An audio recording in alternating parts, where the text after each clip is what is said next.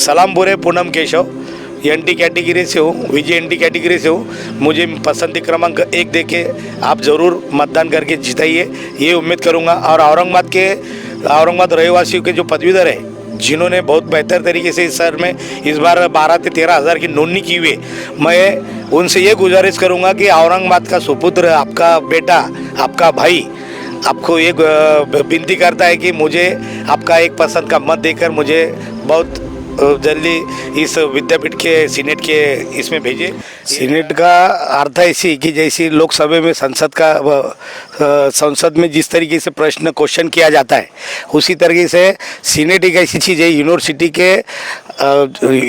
में जो कुछ प्रॉब्लम्स विद्यार्थियों को बोलो, प्राध्यापकों को बोलो, कर्मचारी को बोलो, ये जो सब प्रॉब्लम्स का सवाल ये सीनेट के माध्यम से प्रश्न पूछ के माननीय कुलगुरु के अध्यक्ष के नीचे ये जो सीनेट होती है, इसके अध्यक्ष कुलगुरु साहब होते हैं। ये जो सब प्रॉब्लम जो है, जो होने वाली प्राध्यापकों को बोलो, फिर ये कर्मचारी को बोलो, या विद्यार्थियों के अलग अलग से प्रॉब्लम, जैसे कि हॉस्टल के प्रॉब्लम्स, स्कॉलरशिप के प्रॉब्लम्स, या आने जाने वाले विद्यार्थियों के फॉर्म भरने के प्रॉब्लम्स, ये सब चीज़ों का निराकरण करने के लिए सीनेट में ये क्वेश्चन का सवाल करने के लिए सीनेट बहुत बड़ी चीज़ है।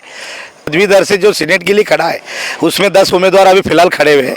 ओपन में से 5 और अदर कैटेगरी से 5, ऐसी टोटल 10 कैंडिडेट्स इस सीनेट पदवीधर में खड़े हुए हैं।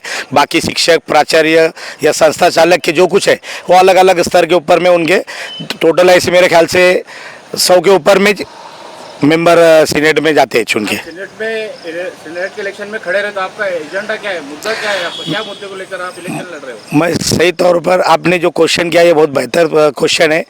मैं पिछले 20 सालों से विद्यापीठ कैंपस के अंदर में जो कर्मचारी यहाँ काम कर रहे हैं डेली वेजेस के, विद्यापीठ कैंपस बोलो या सब सेंटर उस्मानाबाद बोलो, ये कर्मचारी पिछले 20 सालों से यहाँ काम करते करते कर्मचारी का आज तक मुद्दा है कि हमको यहाँ पर कायम स्वरूप करो, स्थायी स्वरूप से हमको शासन की तरफ से भर्ती करो। परंतु 20 साल में अभी तक 4 सीनेट हमने आंखों से देखा है। तो ये मैं सीनेट में कर्मचारी का एक प्रतिनिधित्व बोल के इस सीनेट के इलेक्शन में निवडणूक को खड़ा हूँ। अगर भविष्य में अगर मुझे संधि मिलती है तो यहाँ के कर्मचारी के साथों साथ विद्यार्थियों के भी अनेक से प्रश्न मैंने गंभीरता से छुड़ाए हुए हैं, जैसे कि उनके हॉस्टल के प्रॉब्लम्स है, उनके शिष्यवृत्ति के प्रॉब्लम्स है। हमारा मूल मुद्दा है कि कामगारों को कहीं ना कहीं स्थान दिया जाए, ताकि उनका उसके ऊपर में जो जगने वाला परिवार है उनको भी उसके सहारा मिले। परंतु आज तक हमने देखे 20 साल में हमारे सिर्फ लड़ाई है।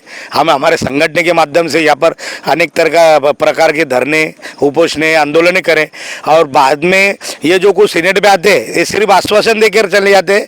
हर 5 साल हमको भी बोलते हैं कि आप आने वाले इसमें आपका मुद्दा रखेंगे, आने वाले एजेंडे में आपका मुद्दा रखेंगे, परंतु कामगार के बारे में आज तक किसी ने गंभीरता से लिया नहीं।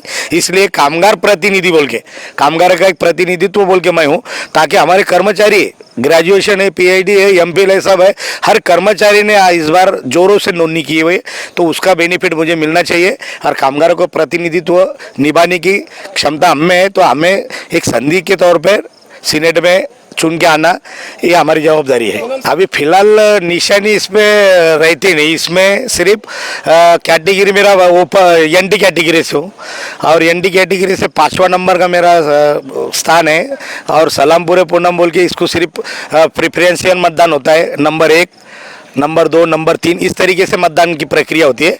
और इसमें टोटल जालना, औरंगाबाद, भीड़ और धाराशिव, इस तरीके से 4 जिले से मतदान होता है।